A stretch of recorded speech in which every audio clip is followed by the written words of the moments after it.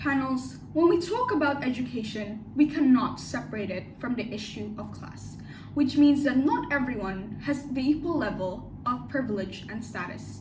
This issue, which starts from the current social system that we have, impacts hundreds of thousands of children in an unimaginable way for us who has the opportunity to obtain education. This issue then leads generations and generations of families to stay in poverty because they can't have access to good quality of education. And we believe that this is where scholarships will play into context. That's why we need to only give these students scholarships and aid based on their financial needs. Others might argue, well, what if the children are lazy? What if they take advantage of the system? What if this is just wasting a country's money? We understand and acknowledge that concern. However, the current priority is to aid and to help those in need, and that is the current importance. The issue of appreciation and achievements could be discussed after these children have obtained the education which they so direly need. Through governments giving them financial aid, these children could have an insurance for their future. We will provide scholarship based on financial needs, and we will create the fair metrics. For example, we will firstly analyze a whole family situation first. This will include analyzing a parent's job and the past works. If these parents fit into the metric of hardworking, yet are still subjected to the state of poverty, then we will give the scholarships to the students, to their children. We will also put the learning eagerness of the students into consideration.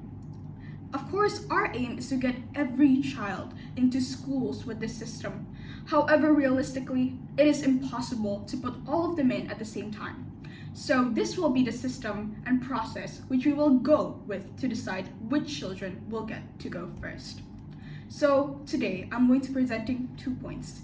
Firstly, why financial need as the basis of these scholarships is in fact fair, and secondly, why giving scholarships based on achievements and those of such matter is in fact unfair. Now on to my first point. Why scholarships based on financial necessity is the only type that is fair.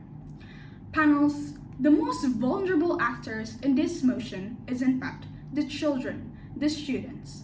We all know that the state of poverty a majority of these children are living in is what hinders them from receiving the education that they deserve.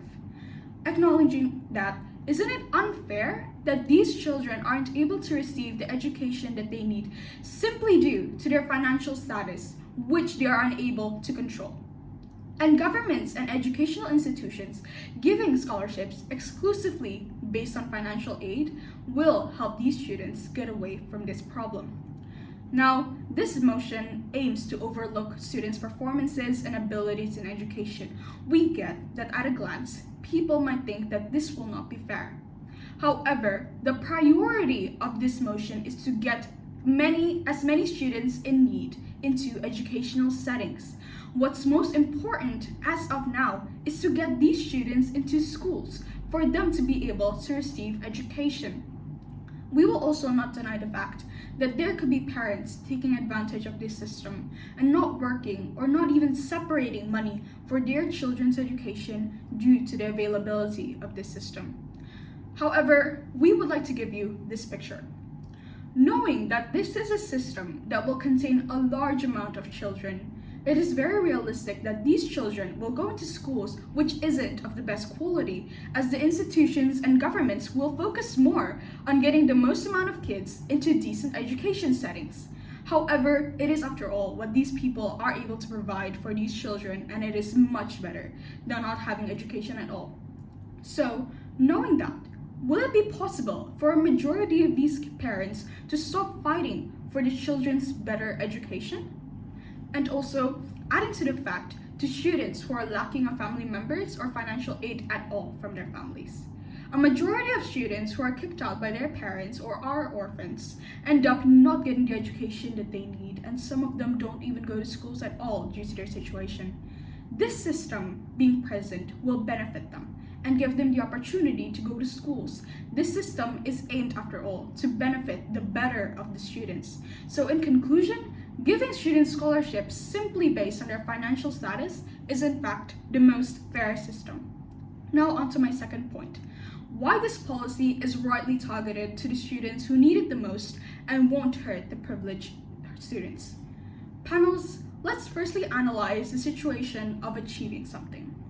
To be able to achieve awards, high grades, and other accomplishments, we will most likely require education.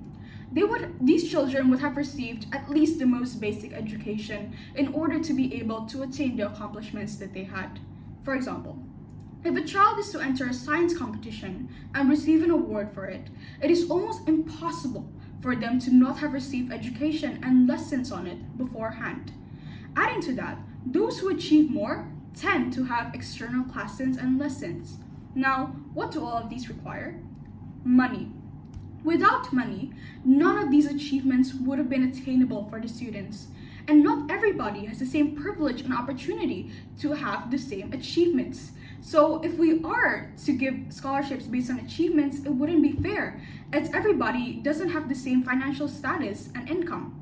So the whole purpose of scholarships is to be able to support those who are unable to go to school, those who are unable to receive decent educations. So giving these scholarships to those with achievements will be equivalent to giving scholarships to those with money, which will defeat the whole purpose of giving scholarships.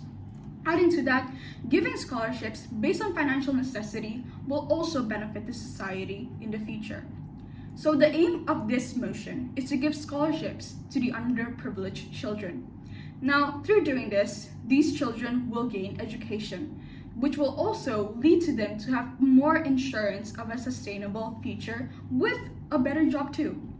Now, with these previously underprivileged children having a better job coming from the education that they had received, this will lead to these children having more income. Now, the increased income then comes back to the government in the form of tax. Now, on the other hand, if the scholarships are given to those with achievements, they might also have better jobs compared to the initial ones they might had before the scholarships. However, these children themselves aren't the most underprivileged. This will lead to a more unbalanced economy, as the rich will get richer and the poor will stay poor, or maybe even worse, get poorer. So giving scholarships to the underprivileged children could also lead to further economic balance. So due to giving scholarships simply based on financial necessity is in fact very important, and the fact that giving scholarships to those based on achievements is unfair, we are very, very proud to propose. Thank you.